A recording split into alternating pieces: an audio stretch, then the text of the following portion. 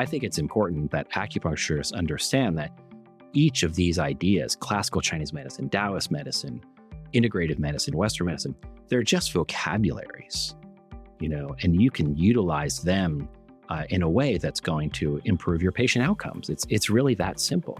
And if we improve our patient outcomes and we have these communication skills, then acupuncture and Chinese medicine as a practice will continue to grow and gain acceptance.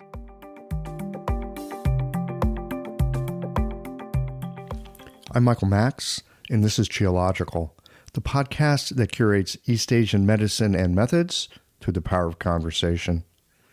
I've noticed a curious reaction that springs up when I'm confronted with a new idea or bit of news that seems outlandish or surprising.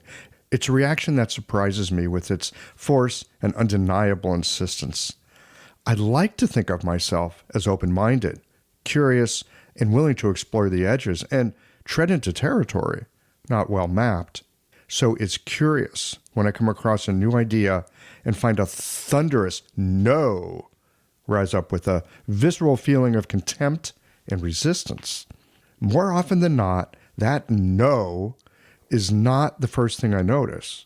What I notice are thoughts like, that's stupid, ridiculous, or idiotic. The curious thing is that these what the hell no with an exclamation point responses, they rarely mean a no. I remember in the early 80s when personal computers were just beginning to show up in the culture. I thought it was the stupidest thing imaginable. 5 years later, that is how I was making my living and enjoying all the challenge and opportunity that a whole new industry brought. There was a time when I wanted nothing to do with big cities, then years later found myself enjoying the density and delight of a crowded Taipei. And there was a time when I wanted nothing to do with medicine because I could not stand being around sick people. Well, you know how I now make my daily bread. When a voracious no arises, I know to pause and pay attention because it's likely that there is a yes in there, but the status quo of who I imagine myself to be in this moment, it's been knocked a little off kilter. Yeah, even if you think you're open-minded, maybe not so much when belief systems and a sense of identity are perturbed. It's important to have a stable enough sense of self that the daily activities of life can be attended to with a modicum of competence. As Ram Dass pointed out, you need to have an ego before you can not have one. Boundaries are essential to any living organism, and you're sure to have troubles without a sense of who you are and the capacity to stand up for it. That said, boundaries function best when semi-permeable, when nutritious new information can come in and the dross of metabolized experience can be let go. What I've discovered about digging my heels in around a no is that more often than not, there is some new opportunity in the midst of arriving, and I don't know yet how to make sense of it. I don't know how to shape-shift myself in a way that will allow for the kind of disruptive growth that it's offering. Almost always, there is a solution from the past that has served me well, but it now needs to be let go of. I used to bring up the wall of resistance and double down on reason and contempt to keep the gift of no from upsetting my sense of right and wrong. Now, I take it as an early warning sign that something's up. That polar flip of yin and yang, this is that mysterious moment of transformation. And I can tell you, it's deeply and unsettlingly uncomfortable. As poet-storyteller Stephen Jenkins says, that could be taken as an affliction or as an assignment. The big no, it does portend that things will fall apart, that strongly held beliefs will be questioned, that habits of thought and action, they're about to undergo a change that for sure will have family and friends wondering and inquiring if I'm okay. And in fact, it will have me wondering and inquiring if I'm okay. Because in the process of this kind of tidal shift, there is a phase where it's not really possible to be okay. That's the price that you pay for growth, for allowing the change that will result in increased capacity, for having an open-mindedness that might well have you barbecuing your most sacred cows. This is what is required to let go of the excellent solutions of the past that have now become the constraints. This is the kind of liberation that feels like disintegration. I've come to find that no, it usually means I don't yet know how to use an opportunity that's just arrived. As a kid, I remember listening to Bob Dylan's The Times They Are A-Changin'. Who as a young person doesn't love the music of protest that's aimed at the man? When you haven't yet had an opportunity to have an impact on the world, it's easy to think that destruction is the way forward. After all, building something, that requires some skill, and skill is something most of us don't have when young. Acquiring skill and capacity, that takes time, effort, and a little more learning to see a larger picture. Our acupuncture trade, it's gone through some cycles of growth and change over going on 50 years now. And with the influence of how that little virus from Wuhan changed the world and the way that student loans at some point changed from being supportive to extractive, and how any system in time matures and needs to find new ways to regenerate and adapt to new influences, our acupuncture trade, it's been going through some difficult times here in the past few years. We now have doctorates, and increasingly, there are actually jobs for acupuncturists. But enrollment in the schools is down, and more than a few August institutions have shuttered their doors. In this conversation, we sit down with Rob Hoffman on the state of the trade, and as you'll hear him say, it's a good time for acupuncture, but not necessarily for acupuncturists. Indeed, the times they are changing. It feels like an affliction for many, and for sure, uncertainty is uncomfortable. But Rob is optimistic. Stay with us and find out why after a few words from the people who make it possible for you to enjoy Qiological. These conversations come to you through the generous support of our sponsors and members. Blue Poppy, your new one-stop shop, has speedy shipping options on everything that you need for your clinic. It's Women's Health Month at Mayway Herbs. Check out their new website for learning resources on helping women with herbal medicine. Are you a creature of habit? How about making a change that helps your patients and the planet with AccuFast needles? And later in the show, raising your fees doesn't have to be a difficult process.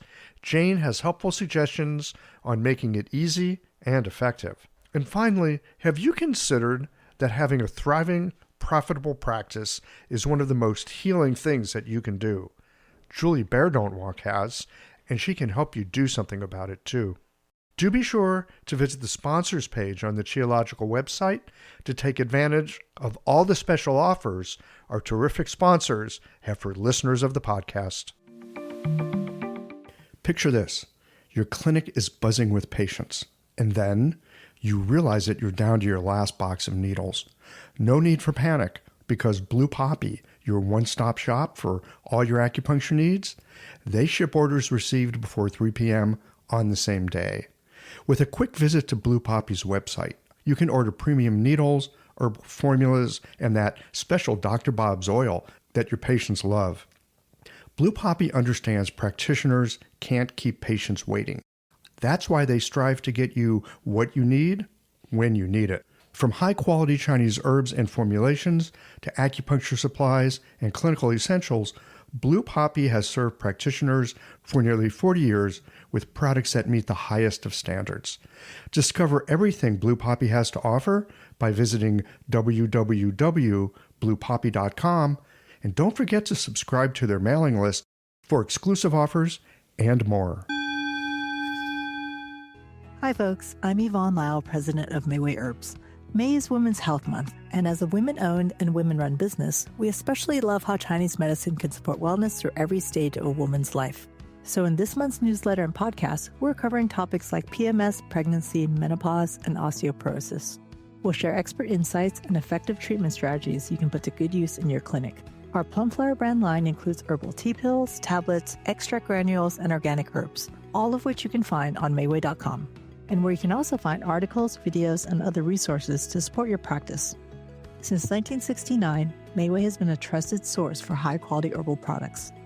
In these challenging times, please know that we remain committed to keeping our products accessible and affordable so you can take care of yourself and your patients.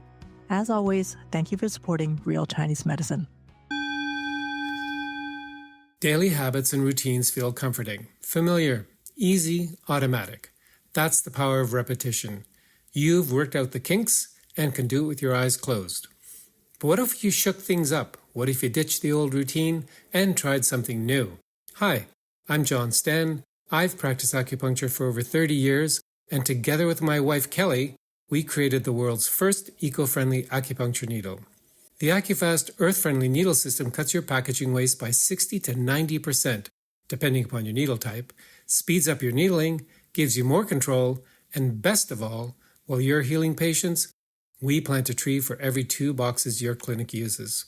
Thousands of acupuncturists have already made the switch. In just the last year, they've helped plant over 16,000 trees. Since we started, that number has grown to over 50,000. So break the routine. Be the change. Visit AccuFastNeedles.com.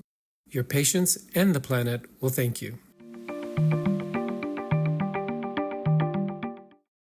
Robert Hoffman, welcome to Geological. Thanks for having me. Thanks for having me back. It's been about 5 years since we last spoke. I can't remember. If I was a better podcast host, I would have gone and looked up the episode so I could tell people, cross-reference. And I would have gone back and listened to what I said. Well, you can do that. It's up there for eternity, or as long as the internet lasts, whichever comes first. I'm happy to have you back. We ran into each other at the Pacific Symposium not long ago. It's always great to rub shoulders with everybody there, you know, see our colleagues in person, not their pixels, but like see them in person. It's always so great. Yeah, it's good to get everybody out of the Brady Bunch. Oh, shit. I hadn't even thought about that it is the Brady Box Bunch, isn't it? Yeah. So you get to see everybody. Actually, a Zoom meeting is like the Hollywood Squares. It totally is. So yeah, I definitely love going. Really, any seminar, any symposium now where I can meet everybody in person. You know, the conversation just flows in a different way when you're like face to face, stuffing your face with food and all that. So we're starting a conversation then about like the state of the trade, so to speak. Yeah. And, you know, it's a big topic right now. It's a huge topic. It's everywhere. There's a bunch of schools that have turned inside out and disappeared. Enrollment's down, competition's up, student loans, elections, cyclone bomb, hurricane in the Northwest. I mean, you know. A couple wars. All kinds of stuff. Couple of wars. But beyond all that, like our profession, when I got into it, I would say the stock was going up. Sure. And I've been in it for 25 years. And look, you're in the belly of the beast. You're running a school. You're very connected to the academic piece. That's so important because it helps bring new people along. I'm completely disconnected from it. I'm like on the outside looking in. But I can tell you with, you know, the people I'm talking to, we're all kind of scratching our heads and going, are we going to have a profession in 10 years? What will it look like? I mean, I'm sure acupuncture will be around, but what will our profession look like? And, you know, we started talking about that, and I thought we'd just continue that conversation. Yeah. It seems like we are in a moment of dramatic change. danger and opportunity, as the Chinese say. It's a weiji. Yeah. I'd love to get your spin on it. And, let's talk about this, because a lot of folks are talking about it. And, it's easy to imagine into things, especially when you don't know what's actually going on. But you kind of have your ear to the ground. And because of your position at the school, you're like connected to the whole system. So I'd love to hear about our ecosystem. What's going on right now? Yeah, certainly the narrative, if you are brave enough to get on social media and read through Facebook groups and obviously alumni groups as well, the narrative is that the sky is falling. But, there's so many threads to this piece. And I think to really understand it, you kind of have to have your hands or your feet or your head in lots of different places and all of those threads to really start to put together a piece. So, where I'm at right now, being the president of a school, I also sit on the vice chair of ACOM as a commissioner. And I'm also heavily involved on the board of CSOMA in California. In the last few weeks, I've kind of been heavily deep into this whole topic. We had the Council of Colleges meetings a couple weeks ago. Then we went right to the Pacific Symposium. And then I came right out of that and went to the California Acupuncture Board meeting. And laced within all of that were ACOM meetings and standards committees and all kinds of other meetings, attached to these various organizations. So sitting on ACOM, sitting on CSOMA, sitting on the president of the school and sitting on the board of trustees meetings, this conversation my whole life is embedded in this conversation right now. But it's important to understand, I think, that each one of these groups is in a different position, right? And has to look at the profession in a different way. So from the school standpoint, it is a scary time, right? You've had 5 or 6 schools closed in the last 5 years. There's a number of schools obviously coming out of COVID that it's shaky. But as a profession, we do see growth. We see more and more practitioners moving into the VA. Being at Pacific Symposium and talking to our alumni and talking to other professionals, I'm seeing a bunch of private practices take off. There's a practice here in Los Angeles that's opening their 7th location. Wow. So our viewpoint, and I'm not even going to say maybe, this is a problem in the acupuncture industry where we look at the health of the schools as some barometer for the health of the acupuncture profession.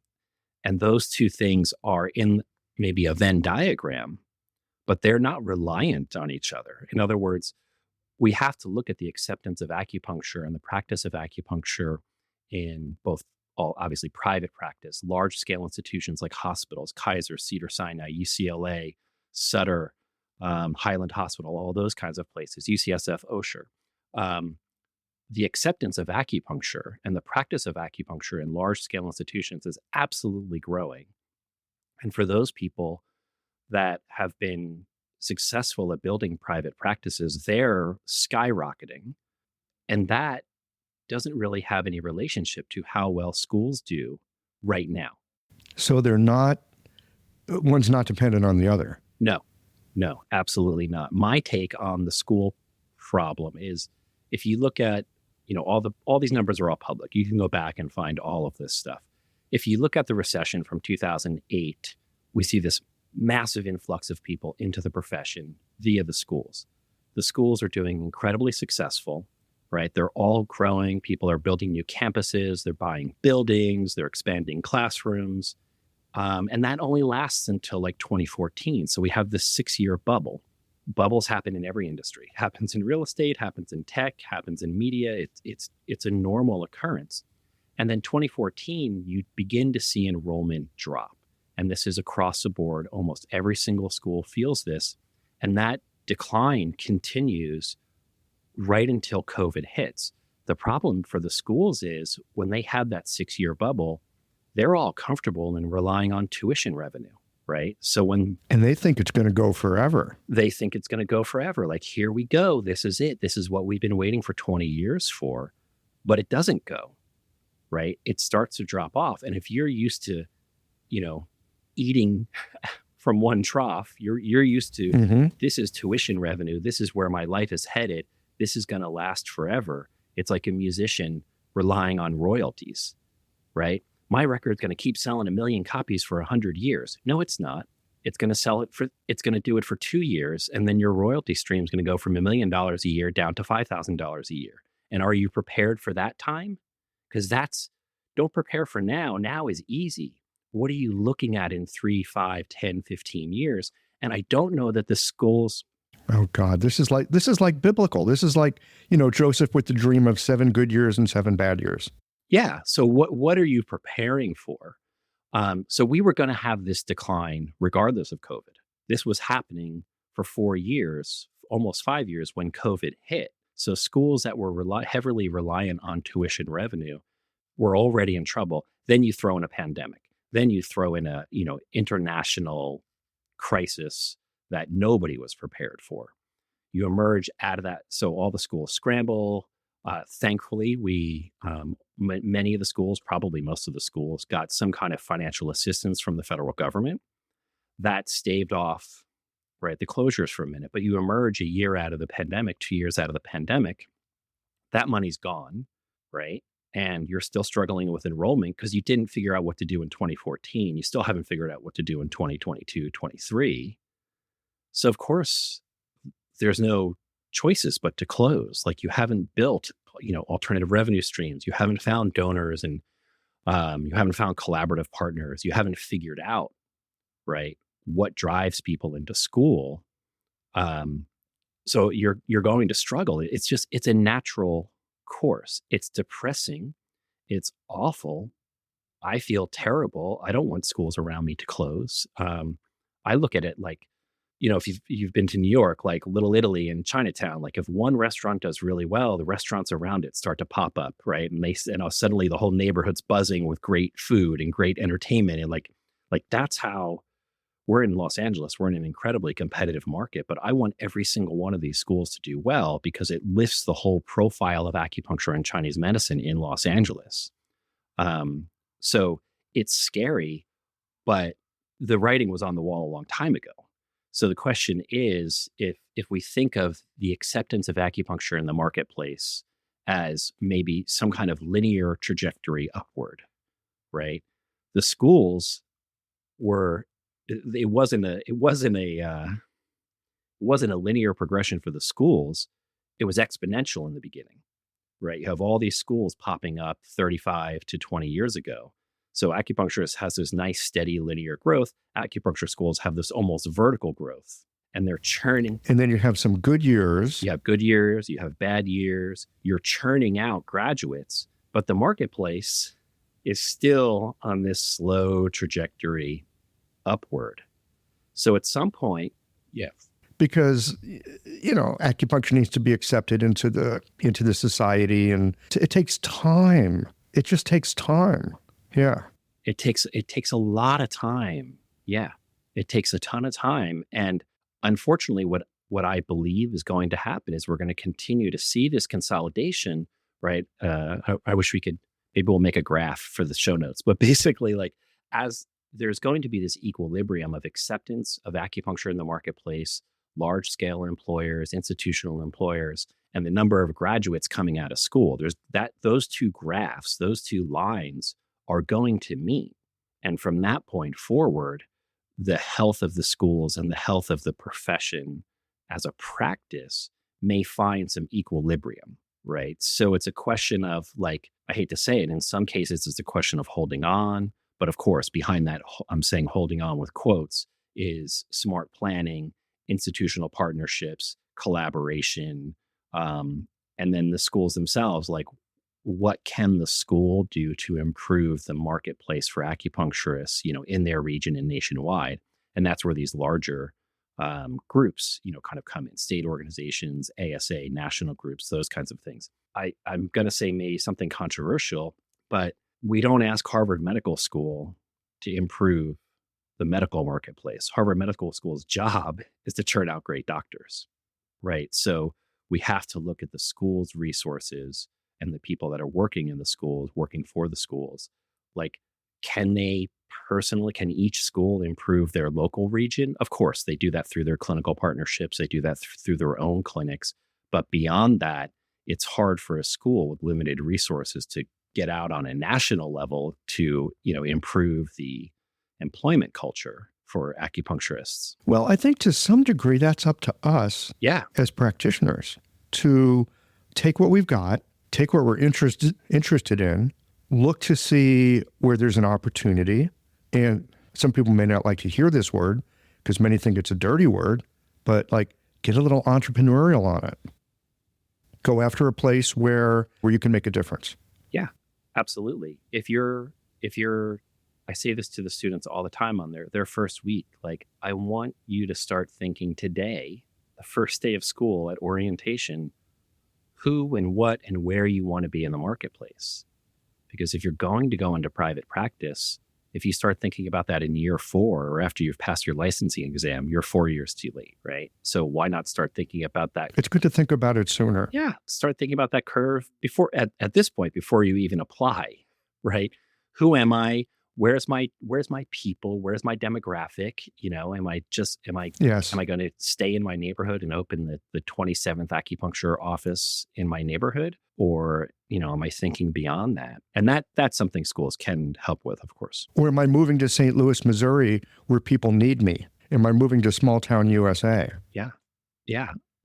I think that's so important. And then from the school standpoint, of course, the marketplace has changed so drastically since I was in school, since you were in school, who our students are, what they look like. When I went to school in 2010, I did my master's at Yosan, did my doctorate at my DAOM at 5 branches. When I started at Yosan in 2010, more than half of the students were on their second or even third career. The average age was 35 and older. The median age was probably, in their 40s even.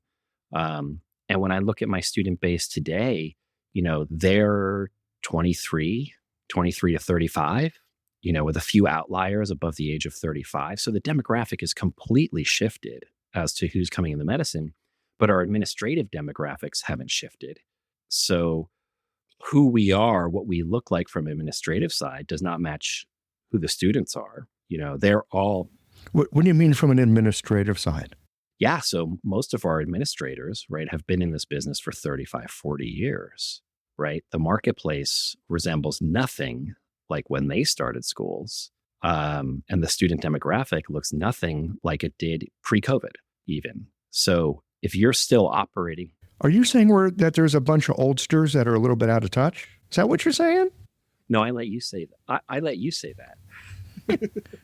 But well, I resemble that remark. I was talking with a friend of mine who, look, I don't have hair. This friend of mine has gray hair, and we're kind of, going on about how come people are having so much trouble these days? And what we really came to was we actually don't know what it's like for them. It's a different landscape. Absolutely. In so many ways, they've got a debt that we didn't have. They've got opportunities that we didn't have. They got the internet to market themselves, for God's sake, right? We didn't have that. We had, you could buy an ad in the Yellow Pages back then. Oh my God. And what we came to was, we don't really know. We'd love to be able to help. We're trying to figure out, how can we help these younger practitioners understand, how to be business people? Yeah. And if you're operating the same way you were before 2019, you're destined for failure. Nothing before 2019 even makes a difference. Nothing before COVID makes a difference. Everything is shifted. Tell me more about that. I mean, from the school. Well, again, I'm an oldster, so I'm operating the way I always have, but. Yeah. From a school standpoint, when I was in school, I graduated 2015 from my master's degree. Nobody had a PowerPoint. People were still writing on photocopies, and teacher was expecting everybody to come into the building with a notebook and writing things down on a notebook. I remember opening my laptop because I was more techie. I'm opening my laptop and taking notes, towards the end of my schooling, and everybody's like, wow, that's fancy.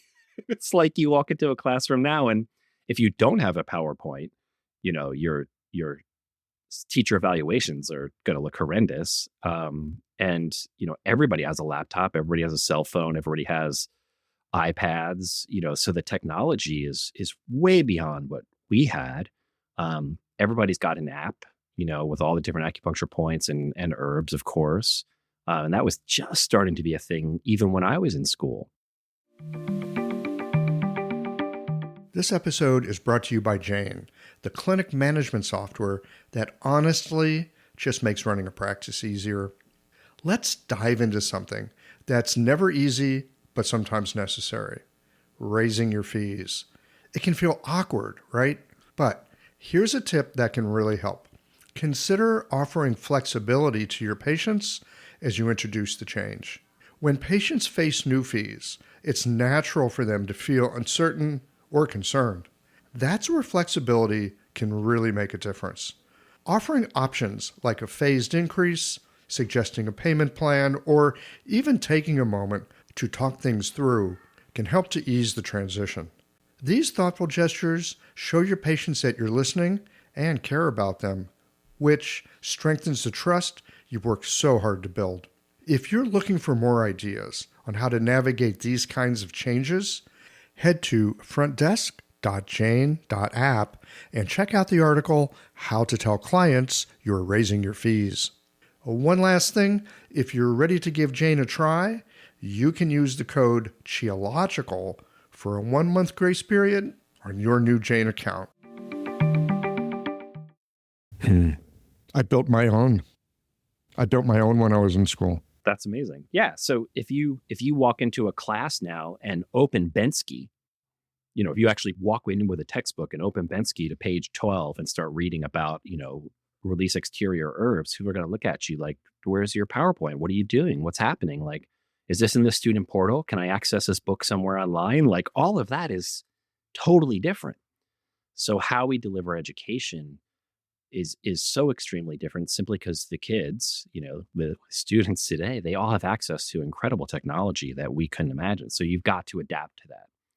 10 years ago, nobody had a student portal. And if you did, it was just to print out transcripts and keep track of student accounts. Now everybody's got a massive student portal filled with resources, filled with PowerPoints. The exams are all online. I mean, it's a radically different. Does anybody buy books? They do, thankfully. I mean, the podcasters won't see my bookshelves behind me, but yeah, there are still students buying books for sure. I don't know that obviously it's not what it was, 15 years ago or even 10 years ago. Just for numbers' sake, like the number of students enrolled in Chinese medicine school in 2014 was close to 8,000, and that number today is in the high 5,000s. So that's the drop off we've seen since that 10-year period. It's about a 10-year anniversary right now. So there's you said 5,000 are enrolled right now. A little over 5,000, maybe 5,600, somewhere in there, versus I think the 2014 number was like 7,960 or something like that. So that's the drop off you've seen in total enrollments. But again, right, and that's got a lot of people worried. Yeah, but you just brought something up that I hadn't thought about. This other side. There's like these two lines. And the other line is people that have a practice and they're crushing it, that we're in more places institutionally than we've ever been before, and that's increasing, it sounds like. So in terms of being an acupuncturist in the world, that's improving. Yeah. The opportunities are going up, they're not going down. 100%. 100%.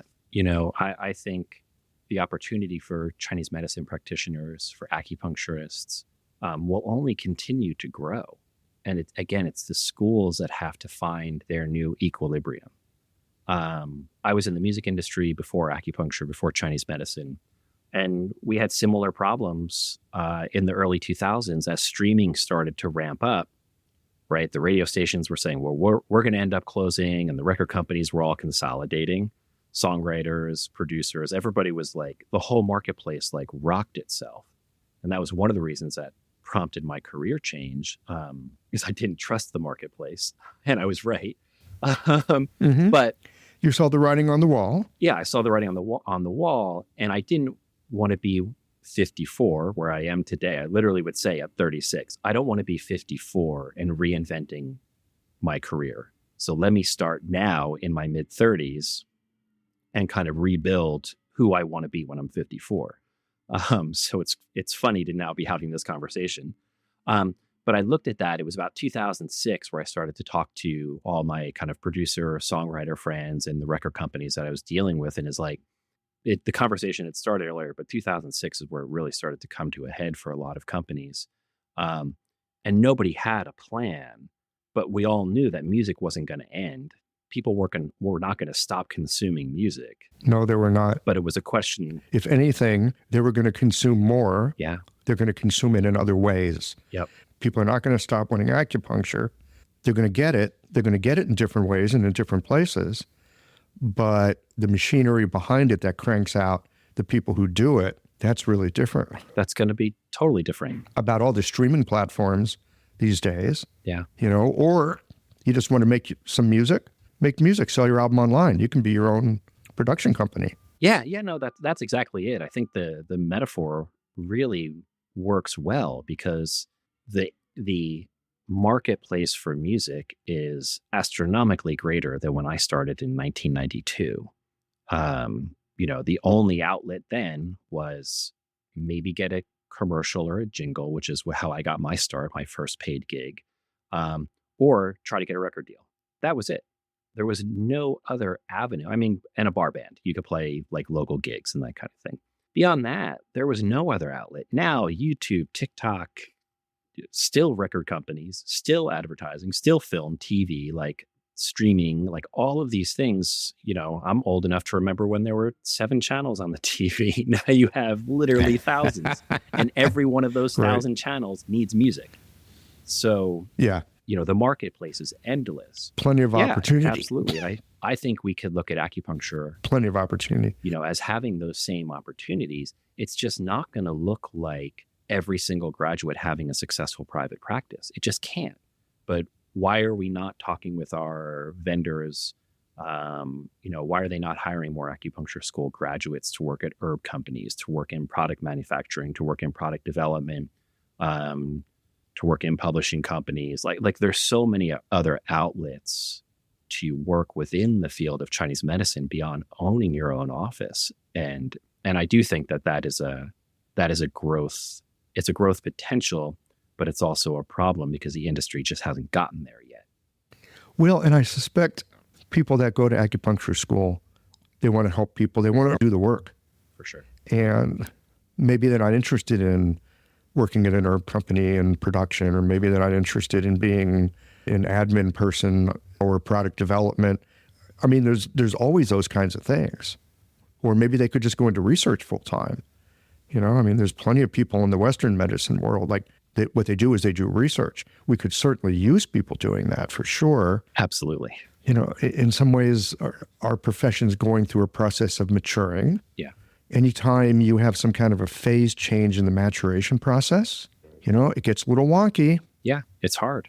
It's absolutely hard. Yeah. It is hard. There's that. Now, you mentioned also, from the point of view of health with schools, partnerships, donor bases. There are a number of things that you mentioned that it sounds like there's that schools could do to strengthen their position. Absolutely. If you look at any higher education university that publishes their financials online, which is going to be most of them, tuition revenue does not make up the majority of the money they use for expenses. It just, their operating cost is funded by so many other things. And with the immediate reaction to that in the acupuncture world is, well, our alumni don't make enough money, therefore we don't have those endowments, right? So I get that, but again, go to Harvard, go to any large school, and it's not always their alumni that are giving, right? It's reaching out to foundations, it's reaching out to even corporations, it's reaching out to potential community partners to help fund those things. Like maybe your community clinic could be sponsored by a local healthcare initiative, a county healthcare initiative or a state care healthcare initiative. Like, what are you doing to offset your expenses that you absolutely have to? You have to have a clinic. You can't run a school without a clinic, but are you doing anything to offset those expenses? is your school clinic in the right place? How is your clinic in the school building, but that building has no access to patients? So maybe you need to be looking for a clinical partner in some other part of the city where you do see patients. The Yosan Clinic this year is going to see about 20,000 patients. Our average intern in a 4-hour shift is seeing 3.2 patients, so they're full. And our externships are seeing another 5,000 patients a year.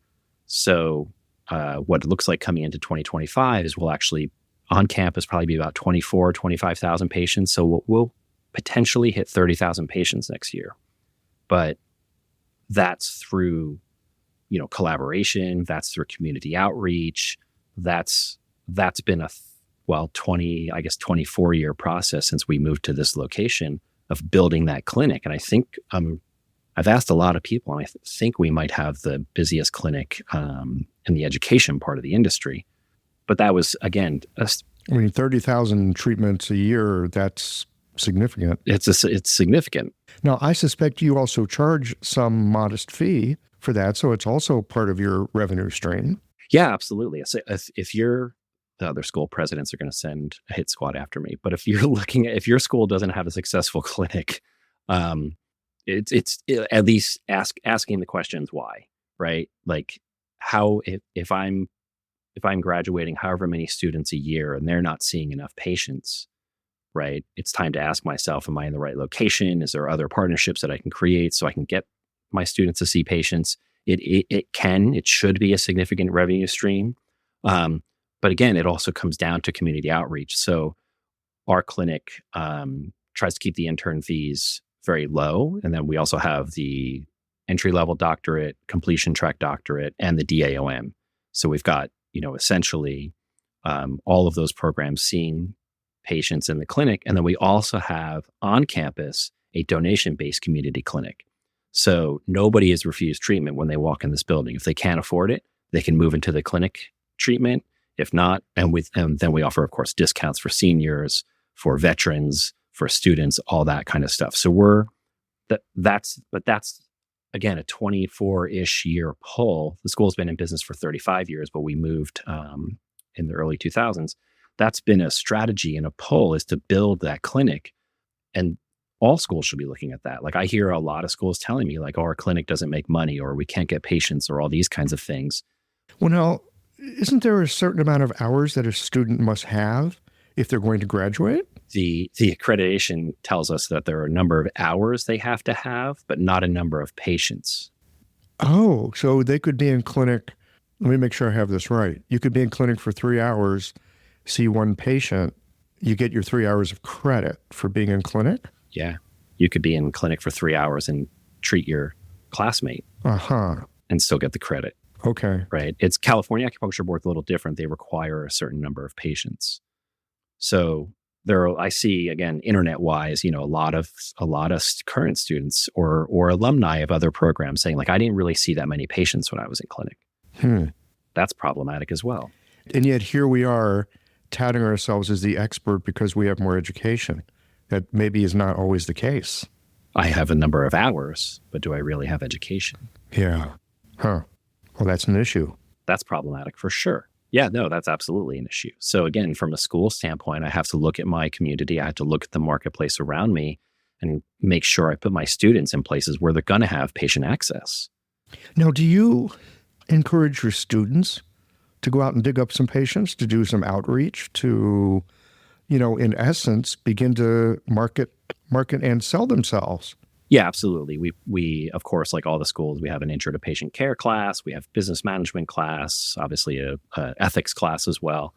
And then their intro to clinic is like, you can't force somebody to bring patients, but yeah, part of their business class, part of their intro to patient care classes, patient communication, outreach, building that patient base. And then we have something that I think, I know a number of schools are starting to do this, but we started about 8 years ago. We actually have a residency program. We have a fellowship program. So just like medical school, when you graduate and you get your license, you can come back to the Yosan University clinic as a paid practitioner. So even as a new grad, you have access, obviously, to the entire administrative, scheduling, administrative staff, clinical staff, the herb lab, the pharmacy, and all of your supervisors are now your peers on the floor. So if you need help on a case, we're working on collaborative cases. We're referring cases between the residents and the interns and the faculty practitioners. So it's a very rich environment for new grads to take that patient base that they had as an intern, convert them to the patient base as a fellow, and then when at the end of the year of that fellowship, they can decide, do I want to stay on and continue to practice at the Yosan Clinic, or am I ready to go start my own private clinic? And at all points, we're looking for them to cross those patients over from intern to fellow, from fellow to private practitioner. And it's an opportunity for them to build. And at the same time, while they're on campus that whole year, they have access to all of our continuing education units, to our a system we have called the Tao of Success, where alumni come back and talk about how they built their practices. So it's a true postgraduate fellowship system that tries to help them build their careers. That sounds fantastic. Thank you. Yeah. I mean, again, you don't graduate from med school and get kicked out on the street and say, go start your own practice, right? There's a system in place for you to go do residency. And when you're done with your residency, if you want to do a specialty, you can apply for fellowship training. So it just made sense to create that same system. Yeah. Well, and it's a whole different thing too with the conventional medical system. It's, it's a big machine. Some people, some of us, and I count myself in that, it's like, I don't want to be a part of any dang machine. I'm really happy to be a, loose cannon, just with a clinic of my own. Absolutely. But that just fits my personality. I get it that there are some people they want to fit within, or they love working in bigger organizations. They like being connected in that way. Absolutely. And it makes me wonder if there's other things that we can do in our profession.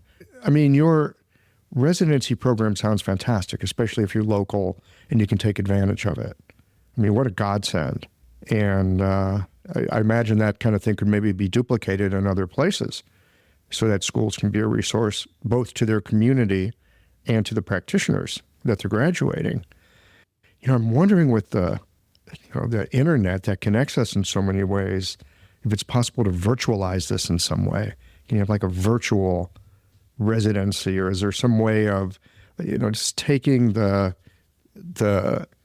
camaraderie of being able to rub shoulders with each other on cases and create connections? I guess people do that on the internet anyway, right? That's what acupuncturists on Facebook do, or when they're not arguing, any other affinity group. When they're not arguing. Well, oh my God, we're like crabs in a bucket. Okay, let me ask you about this, and this is provocative, but I'm going to ask it anyway. Why is it that there is nobody harder on acupuncturists than other acupuncturists? We can be really mean to each other. Yeah, we are. I don't know. I mean, to be honest, I kind of took myself out of all of those groups because I'm from New Jersey. I don't need to get in a fight because when I do, nobody wants to be around that. But also, acupuncture, I think that the practice of Chinese medicine, or to quote Lindsay Way, the practice of American Chinese medicine, is a very individualized practice.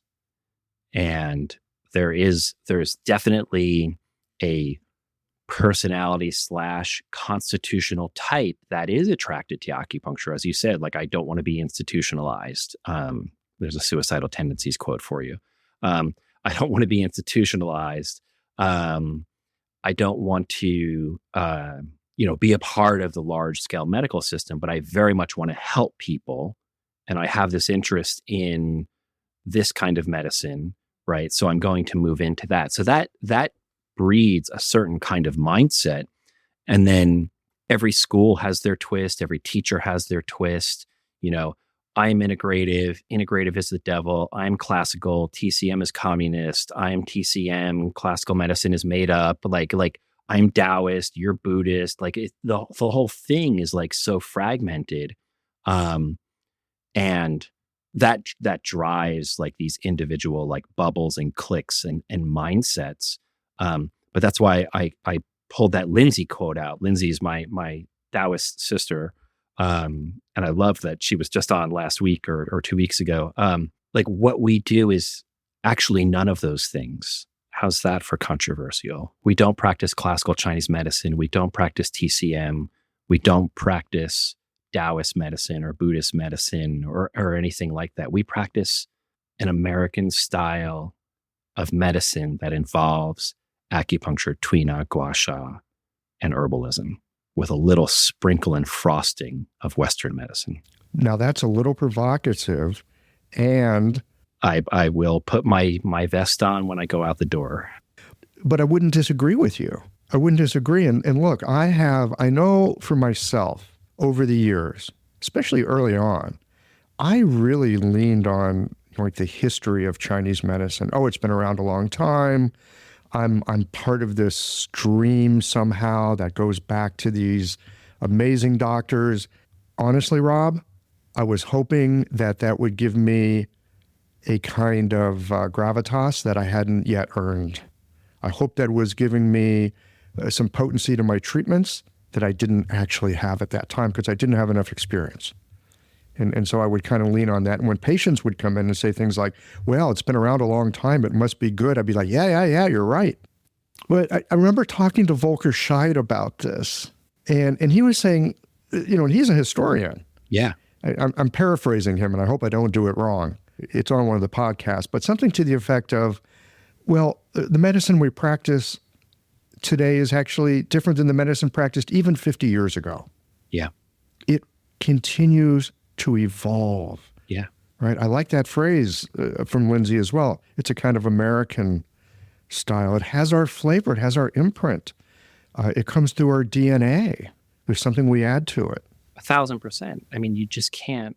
I mean, yeah, there's going to be some controversial things said, I think. But basically, like one of the great translators that I'm friends with once said to me, like, how can, if we consider that the classical China, when we talk about classical Chinese medicine, we're generally considering the Han Dynasty texts. Does that mean we throw away Wenbing? Right.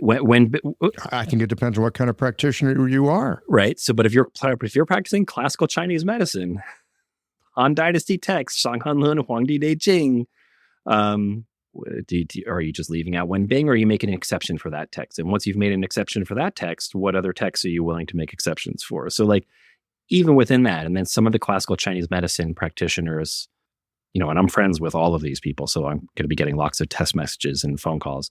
They're lineage based, right?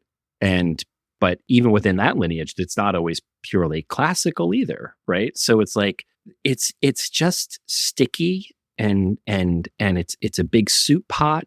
And I just think I think we should be cautious about labeling ourselves or each other when it creates division, right? Like you just said it perfectly. Like what gets rebranded in 1956 as TCM, nobody teaches that anymore. That's not a thing. You don't learn, this is the Western diagnosis, these are the points, right? If you go back and look at those texts, and I have them here behind me, like it's a pure Western diagnosis. You can find this actually, the English text is the outline of Chinese medicine, right? Or the outline of Chinese acupuncture, like 1973 is the English translation. So you look at that. Maybe I don't remember. Yeah, I can pull it out for the show notes if we need. But you look at it, and it's a purely Western diagnosis: cardiology, diabetes, whatever it is, and then it just lists symptoms, a formula, endpoints. It's very like that. That was that 1956 thing. But by the late 80s, nobody's learning that way anymore. They're going back to, a pre-TCM model. But that 1956, as so many people like to, blame the TCM as a communist kind of bastardization of Chinese medicine, that was happening in the Republic era, right? That was happening from 1911 to 1949 anyway. And you can find those texts. Well, there was interesting things happening in the Republican era. Yeah. I don't know if I call it a bastardization. it was a really potent moment. Look, Karshmer, why am I forgetting his first name? Eric Karshner, who's been on the podcast, did a fantastic book, Prescriptions of Virtuosity, and he really chronicles that period as Western medicine is coming into China. And some Chinese medicine practitioners are like, hey, this is cool and we can kind of use it. And others are like, oh no, get away from it. What happens when cultures meet, when medicines meet, when capacities and skills to be able to help people come together in different ways? That's your Republican era. Yeah. It's amazing what happened there. And then you bring in, then the communists win and, they've got a country to take care of. And look, we can say it's a communist intervention, TCM, or we could go, it's another iteration over a long ass period of time. Absolutely. Can we blame it on the communists? Well, we can blame it on conditions and circumstances, and just put a little Buddhist slant on it instead. But it's the same kind of thing. Like, it's the conversation that we began with today. How do we deal in the present moment with the influences that are happening? Some of them are worrisome. Yeah. Yeah, absolutely. I think one of the big arguments that's happening now on the internet and within each of these groups that I mentioned earlier is like, how integrative do we want to be? If we go integrative, we lose the heart of Chinese medicine. If we don't go integrative, then the large institutional employers, pass us by. But my premise has always been like, just because I know how to read a blood test or an MRI doesn't prevent me from still using Shanghanlun or any other text from writing prescriptions. Like they're just vocabularies, they're just methods of communication. And I can absolutely be ordering labs and writing classical formulas and practicing classical medicine, or even crazier, I can be ordering labs and writing a Taoist talisman, right? It doesn't stop me from my feet are in all of those worlds, right? I'm practicing Chinese medicine, I'm practicing Taoism, and I'm a researcher. I'm getting my PhD. I'm doing hard research. So why can't I pull from each of those as needed? Because that is what happens in a Chinese hospital today. Exactly. One of my teachers practices the fire school. So we're in a huge hospital in Hangzhou. It's 14 floors.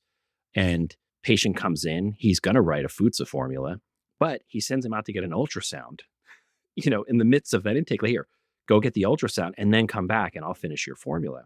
That doesn't stop him from writing this formula. That doesn't stop him from doing pulse and tongue. It's another lens for him to see this patient with. And in most of the big hospitals in China that I've been visiting for, 15 years now and spent a lot of time in seeing thousands of patients, that's primarily how it's practiced. You might do whole days where you don't order any labs and it's pure formula writing or pure points, but you have the backup if you need it. Oh man, you've got this lower abdominal pain. Let's rule out appendicitis. Exactly. Go down, get the scan, and then come back, right? Because I have the technology. Why would I not use it? So I think it's important that acupuncturists understand that each of these ideas, classical Chinese medicine, Taoist medicine, integrative medicine, Western medicine, they're just vocabularies, and you can utilize them in a way that's going to improve your patient outcomes. It's really that simple. And if we improve our patient outcomes and we have these communication skills, then acupuncture and Chinese medicine as a practice will continue to grow and gain acceptance. But if you're not willing to speak those languages, or at least have the knowledge to communicate with other practitioners and the public, we may get pushed off to the side, and the true acupuncturist, the true Chinese medicine school grad, may get sidelined while the rest of these other practitioners are just pulling apart our medicine to use as they need.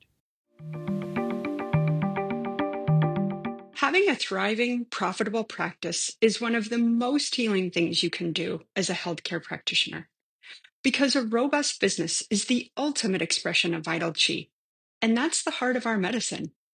I'm Julie Bairdontlock, and I help practitioners grow nourishing, profitable, authentic businesses that embody the generative cycle of Chinese medicine. This isn't about all yang all the time. It's about expanding your own internal capacity, growing collaborative relationships with your patients for ethical patient retention, and marketing as an extension of this medicine, not a necessary evil. You already know that everything is connected in your patients' lives and bodies. The same is true for your business. When we align your systems, your schedule, your pricing, and your offerings with you, we create flow, which means more spaciousness, more impact, and more joy. When you are in the flow, fully resourced in terms of chi, time, and money, your business becomes a source of healing, not just for your patients, but for you. Let's grow something rooted, radiant, and real. Visit lifeflowconsulting.com to learn more. It seems to me one of the strengths of Chinese medicine is that over the centuries, it has found a way to adapt itself to whatever the current moment was. That's why you've got the Shanghanlun at one point in time. You've got Wenbing at another time. You got the four great masters of the Yuan, right? You got Zhu Danxi, you got, Sun Simiao. You got these different, like, famous players at different points of time that are dealing with very different societies, right? Han Dynasty China is very different than Tang Dynasty China. These are completely different reality schemes that people are living in.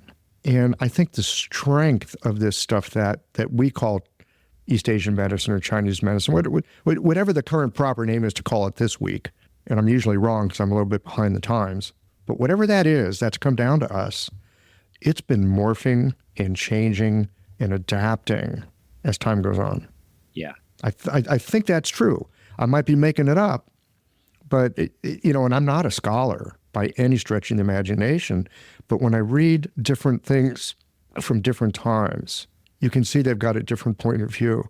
The Materia Medica, the original Bensky Materia Medica, there's a little line for each of the formulas that tells you when it was, like, where it came from, when it was used. Absolutely. Yeah. And I remember reading that in the beginning. And it'd be like, oh, whatever. Chinese medicine's been around a long time, whatever. And over time, I began to realize, no, pay attention to that. Because it's going to tell you something about the context that this formula was formulated in and for. Yeah, 100%. What is the context? And understanding that context provides, like, such insight, right, into the character of that formula, so that if you're going to use it outside, right, its original context, now you can start to you can build on an idea of, this is the context that formula was used. I'm now in this context. How can I warp it? How can I shift it? How can I utilize it in a way that begins to make sense for my modern patients, right? Because we're also not practicing a museum medicine, right? We want to make sure that we can respect the past, but it's not this thing in a museum that every once in a while we take out, give it a whirl around the block, and then put it back. Like, it has to adapt. It has to be part of this entire world that we're practicing in. Yeah. It's tricky. It's really tricky work. Again, I'm going to reference Eric Karshmer's book, Prescriptions of Virtuosity, because it details very cogently this issue as it went through the Chinese culture and the Chinese medicine system in the Republican period up into the communist and sort of, more modern day. And I think we're going through something similar here. Mm-hmm. Mm-hmm. Absolutely. So for me, and I think what I hope to, impart with the students and our alumni, our entire kind of community, is, maintain that connection to the foundation and the roots, right? But be as adaptable as possible, because that adaptability is where success lies. Like, I didn't graduate from Chinese medicine school thinking I'd be sitting at this desk. I graduated from Chinese medicine school because I thought it would be my ticket out of Los Angeles. I thought I'd be, like, living on the North Shore of Hawaii, surfing in the morning and treating surfing injuries in the afternoon. But I know. Dude, that sounds great. How come you're still in Los Angeles? Exactly. But, as I got through school, both the master's and the doctoral program, and of course, I had a bachelor's and all of that, and I was, at 40 years old in acupuncture school, like I had some thoughts about how this could be done differently and how it could be done better. And then when I graduated from my doctoral program, I started to get offers from different institutions to come work at the school to be the dean of a doctoral program. And Yosan, the timing and obviously the place worked out because it's where I live and what I'm comfortable with and my alma mater. I chose here. But I did it because I thought perhaps my thoughts on the teaching of Chinese medicine and the practice of Chinese medicine might be useful, to the next generations. And now, I've said to people have asked me like, well, are you bored being an admin, or is that what you intended? And what's the trajectory of all this? And my thought is always like, look, even when I was seeing patients in private practice on a daily basis, my best day is 20 patients. Say I do that 2-3 days a week. I'm seeing 40 to 60 patients a week, 200 patients a month, 2,400 patients a year. Like, that's cool. That's a pretty good practice. That would be a good life. But like, when I graduate 20 students and they each see 2,400 patients a year, now we've got impact. Now we've created a movement. We've created a wave, that ripples out literally across the world, So my mission in coming into an education or educational role or administrative role is like, how do I strengthen each one of these graduates so when they move out into the marketplace, so when they go into private practice or work for the VA, that they have all the tools and the language necessary to create change and improve adaptability and improve healthcare outcomes far beyond what I ever could have done by myself. Yeah, that's fabulous. I love that phrase, improve adaptability. Yeah, because that's what we do. It is. Right. Sure. Yeah, it's about healthcare. It's about the knee pain. It's about the diarrhea and all that kind of stuff. But really what we're doing is helping our patients become the most adaptable version to themselves so that they understand their place as the microcosm within the macrocosm, right? And live in a way that promotes, the most vital, whatever successful life that they can envision for themselves, right? And if we can improve that adaptability, they have that potential to realize who they want to be. It's really wonderful having this conversation with you. I'm a kind of person who alternates between being optimistic, and I'm usually optimistic, but I also can get pessimistic and just grumpy, right? And so as we're beginning the conversation, the landscape here doesn't look so great for the schools. That really speaks to adaptability in a way. But, again, as you pointed out, I'm kind of summarizing here, as you pointed out, well, the profession and the let's say, stock for being an acupuncturist, actually, that's rising. Yeah. Stock for acupuncture schools, it's fluctuating at the moment. The market is going sideways. Yeah. I'd like to hear some of, and again, I'm kind of an old guy at this point, and I have a private practice, so I have a very limited perspective on the profession. I got the thing I do, and I enjoy doing it, and then I do the podcast, and then I just call it a day. But you're like in the middle of it, and you got all these young people coming in, and you've got your eyes focused on the future and opportunities. What other opportunities do you see? I'm going to say for the acupuncture trade, as a conglomerate, like in whole. What are some opportunities that you see for us in the next 5-10 years that maybe folks like me wouldn't be able to see because I'm just hanging in my clinic and doing my thing? But you've got one foot in the present and one foot in the future with the work that you do. So what do you see? What do you see for us in the future? I kind of mentioned it a little earlier that, like, to me, the future is integration, right? And I don't mean integration as in I'm not going to practice Chinese medicine anymore. I mean integration in the idea that through collaborative care, there's much more acceptance, and there will continue to be more acceptance as our patient outcomes continue to improve. Like 10 years ago, knocking on an oncologist's door and saying, I want to treat your patients, they most likely would have all said, get out of here. I don't even know what you're talking about. But more and more, those oncologists are saying, like, hey, you know what? I know you've got pain and nausea during this round of chemo. Like, here are some acupuncturists that you need to talk to. Or, reproductive medicine, which is one of our specialties here is our doctoral program.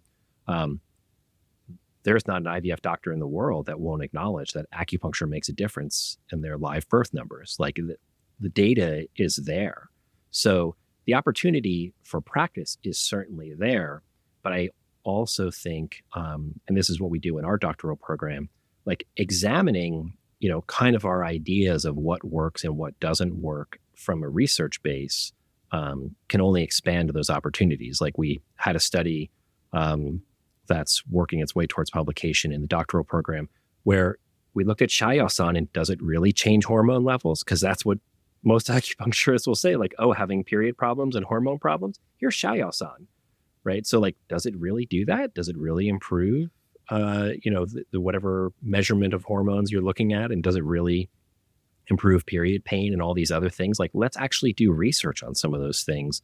And then we can evaluate some of these long-held traditions or long-held treatment strategies and decide whether or not they really work. Because if you're going to work in collaborative care, which I would challenge someone who's not working with someone with Parkinson's, cancer, or reproductive issues, that they're not working collaborative. That's not really possible, and at worst irresponsible at this stage. So if you're going to work in collaborative care, like, again, do you have the vocabulary and do you have data to back it up? So the research and reimagining, or at least understanding what are standards of care, what are protocols, for lack of a better word, or our patterns, how do those look in the real world, and what kind of research data can we measure those with, will improve the acceptance of acupuncture moving forward, and therefore grow our practices and grow the potentials for practitioners in the marketplace. So I think what I hear you saying is take that lens of conventional medicine, which has some good stuff in it. Research can be useful. The diagnostics are amazing. Yeah. Oh, the diagnostics are phenomenal. Yeah. I mean, I'm so in awe of it, and I so appreciate it. I love the Chinese medicine stuff that we do. I mean, it's fun to look at tongues and tell people something about themselves, and they're like, how did you know that about me? It's totally cool. It's cool. It's fun. It's useful clinically. But my God, MRIs? There's magic. I just saw a picture of the child of one of my patients. Actually, probably just been born here in the past couple of days. But I got to see a picture of this little girl about a month ago. It's this new, like, color ultrasound kind of thing. Holy smokes. It's not that grainy, gray thing. It's, you can see the person inside the body. Yeah. It just blew me away. What a little angel, too. I can't wait to see her in person. There's phenomenal stuff that we have in our conventional medicine world. And there's people like, I'm forgetting his name. He's been on the show. Nimbutrapad, I think. I forget his last name, but he's doing these MRI studies with acupuncture. And they're phenomenal. So there's all kinds of technology that we can use to see, like, what's going on with acupuncture. Yeah. And if your goal, right, if your goal is patient outcomes, if your goal is care, then why would you not utilize all of those tools, right? Like, that goes back to my Wenbing question, right? 100%. If the formula is Yin Chao San, well, that's not classical, technically. It's not a Han Dynasty formula. I'm not going to use Yin Chao San. Like, of course, you're never going to say those things out loud. So why would you not? I mean, some people might. Look, some people are punk rock and that's it. If it ain't punk rock, forget it, right? Look, there's room for all of us to do whatever thing we like. Yeah, for sure. Absolutely. But if your goal is really patient outcomes, right? And you have a case. Or expanding your own knowledge. And you have a case that makes sense for that technology, or for that, whatever it is, functional medicine, supplements, Reiki, essential oils, like aromatherapy, all the things our practitioners are already doing, right? That you'd never see in the TCM book. You've already got everybody doing all these things, That's why I call it that Americanized medicine. They're already doing all those things. Why would you not just embrace a little bit of science to help you get through that patient, and improve their outcome. American East Asian medicine. I know that's a controversial idea, but I really think like it's shocking to people to learn that Noget, did ear acupuncture, and they're like, wait, that's not in the Chinese medicine text from the 16th century. It's like, no, not actually there. Like, you're already doing these things. Yeah, I mean. No, quite modern, actually. And what about Terry Olson with that whole book he did on the ear? And he's like I forget what he is, but I mean, he's like not even an acupuncturist. Isn't he like a physiologist or? Yeah. So we're embracing all these things already, under the guise of calling it Chinese medicine, as you said about your early days in practice. Like, if I attach myself to this tradition, it gives me some gravitas.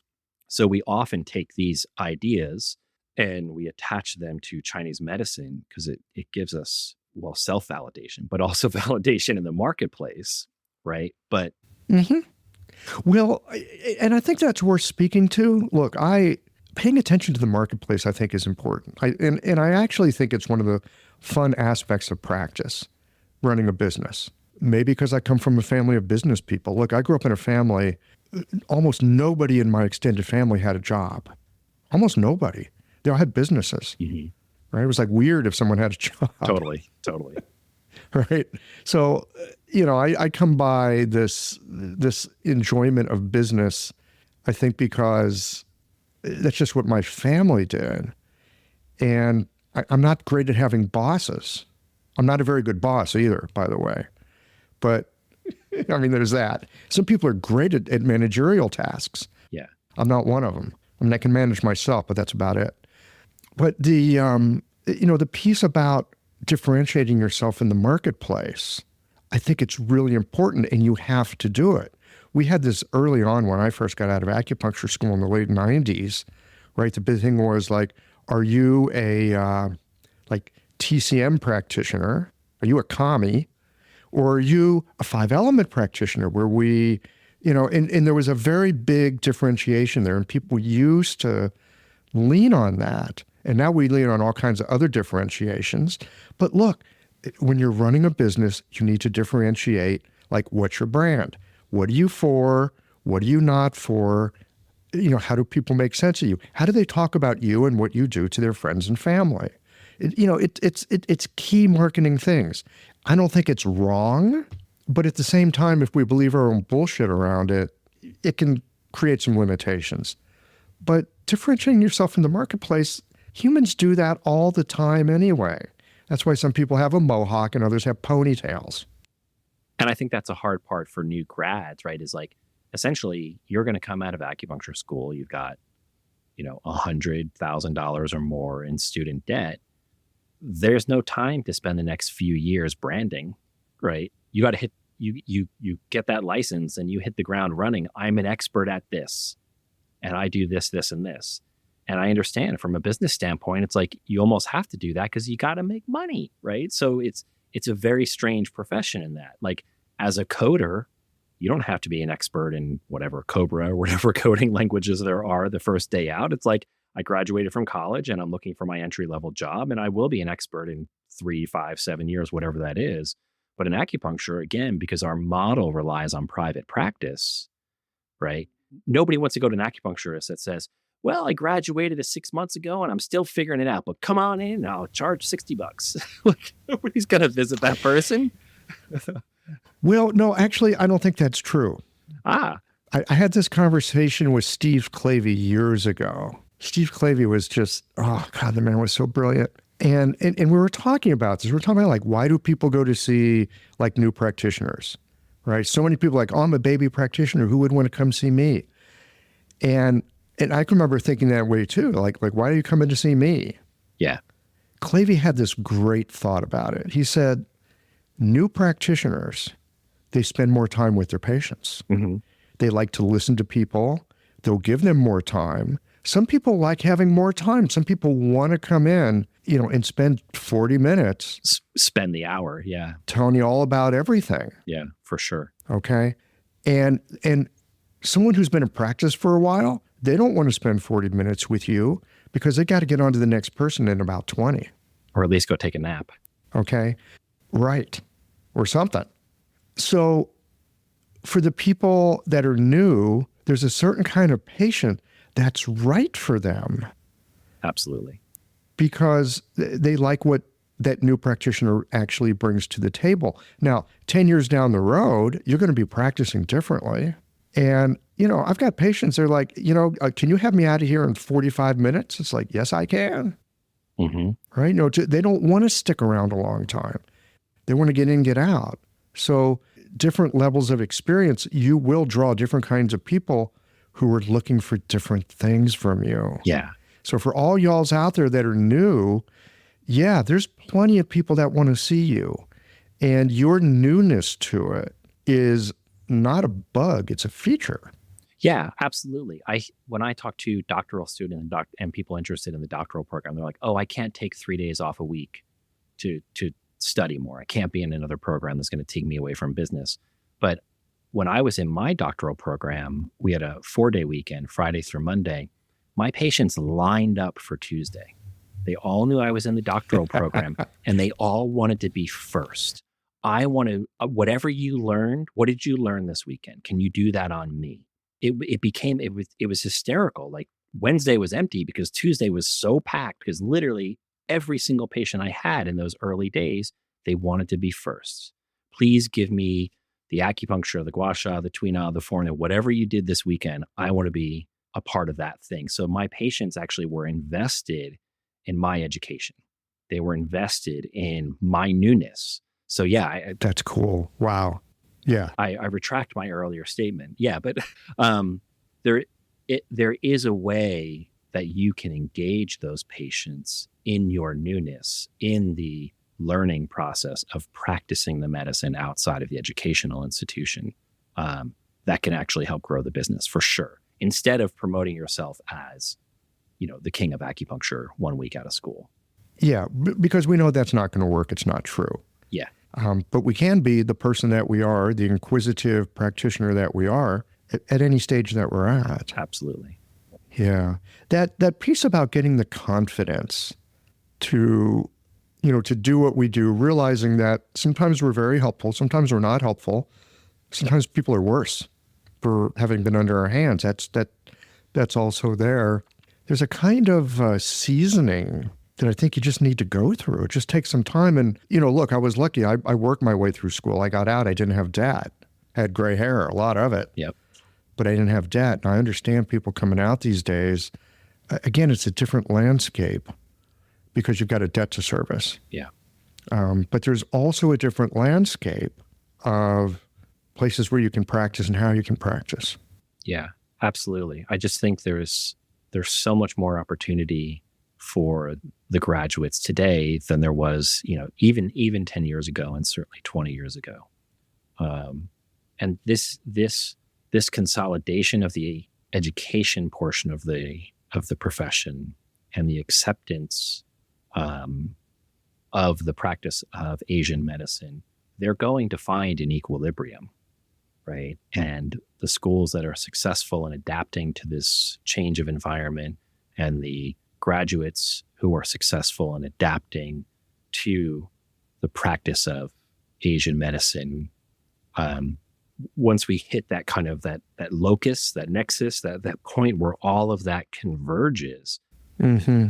I think then we can grow this profession exponentially the way we thought we were doing it 15 years ago, right? We can grow it in a way that's not attached to a bubble, because all of these things will finally have connected and collided in a way that is organic and makes sense.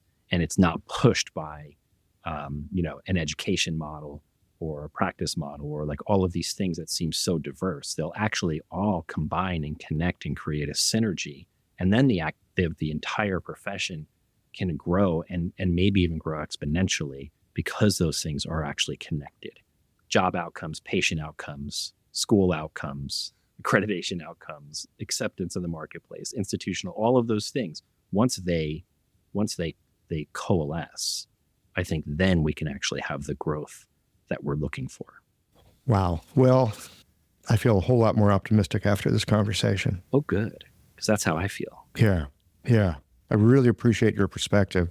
Gave me some things to think about that I hadn't thought about. I hadn't thought about how, again, our acceptance into the society and our acceptance into people's willingness to use the medicine has been growing over the years.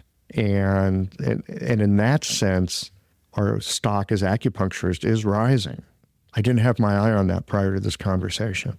I do now. And it leaves me optimistic. It's amazing. Yeah. Thanks for the treatment, brother.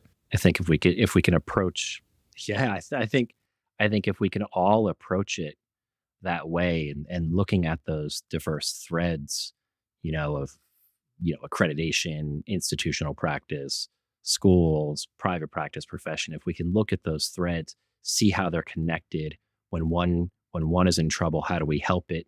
Or in some cases, how do we let it go through its natural progression, right? Then we can again build towards that synergy so that the whole thing can grow.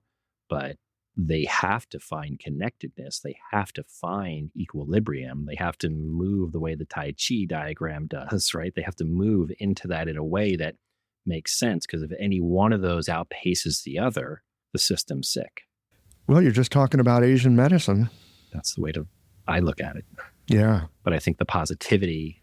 I mean, as a practitioner, hearing what you just said, that makes total sense to me. Like, oh, yeah, of course. Of course, that's how complex interactive systems work. Yeah. Yeah. And if you isolate one, if you surgically remove one or isolate one as of the problem, you may drive problems into the other ones. So that's just basic Chinese medicine. Yep. All right. Well, that's me. Basic Chinese medicine. That's what I do. Actually, it's true. I don't have any specialty. I specialize in being a generalist. So I get it that people are increasingly specializing. And often it can be helpful in a crowded marketplace. I don't deny that whatsoever. Yeah. Yeah, for sure. But it's also to practice as a very generalized practitioner. And that be the strength. It's like, what do you offer? Well, I offer a generalized kind of care. You can also do that. And not being afraid to refer out. Oh, I'm happy to refer. I refer out all the time. Right. So do I. Like, no problem. That's just not my thing. Let me treat you today. Let me get you to some place of comfort. And then next week, I need you to see this person. No problem. I love that. I'm so happy to do that. Exactly. Yeah. Yep. It's good to be a member of a healthy ecosystem. Absolutely. Well, Rob Hoffman, thank you. No, thank you so much for your time today. It's always great sitting down with you. Years ago, we talked about talking about Rishi. We have to sit down and do that one of these days. I know. And you know what? My dissertation, I don't know if we mentioned it earlier in the podcast, my dissertation just changed. I'm supposed to defend in spring, in April. And I already have a dissertation written on T cells and oncology and Chinese herbs. And my PhD supervisor just emailed me on Monday morning and said, "We're changing your dissertation. So it's now focused back on reishi, on Ganoderma, which is what my original thought was 7 years ago. So next time we talk, I'll have a bevy of knowledge and information to pass on." Great. Let's get something on the calendar because I want to talk to you about that. Yeah, it'd be fun. Okay. Yeah. Thanks again. It's been great. Thank you so much.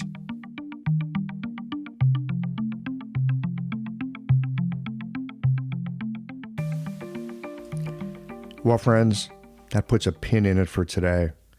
I'm struck by how much the acupuncture profession is evolving and how much it demands that we not only stay adaptable, but lean into the principles of the medicine itself. Rob's insights about the challenges acupuncture schools are facing, along with the growing acceptance of our medicine in hospitals and larger institutions, it's a reminder that even when one part of an ecosystem struggles, another may thrive. One idea that really stood out was the importance of balancing tradition with innovation. Rob talked about the need for schools and practitioners to embrace the yang of modern tools and collaborative care models while staying grounded in the yin roots of Chinese medicine. It's not about abandoning tradition. It's about expanding our toolkit to meet patients where they are today. I also appreciated his reflections on how demographic shifts and technology are reshaping acupuncture education.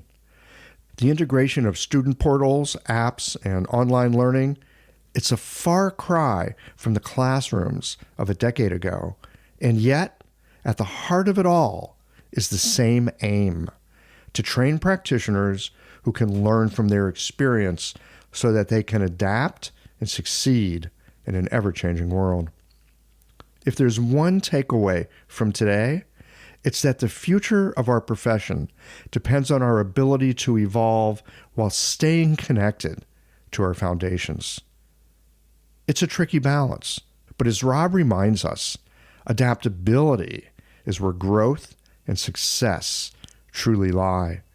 And when you think about it, Chinese medicine, it's based on that kind of adaptability. Well, here we are at the end of this episode. If you've listened up to this point, you're either a rabid fan of Qiological or the forward button on your podcast player stopped working. If you are indeed a fan of the podcast, you can help us to bring new episodes to our community of practitioners by supporting us with a membership or a one-time contribution. Details, of course, are on the website. That's it for today, friends. Join us again next Tuesday for another thoughtful episode of Qiological.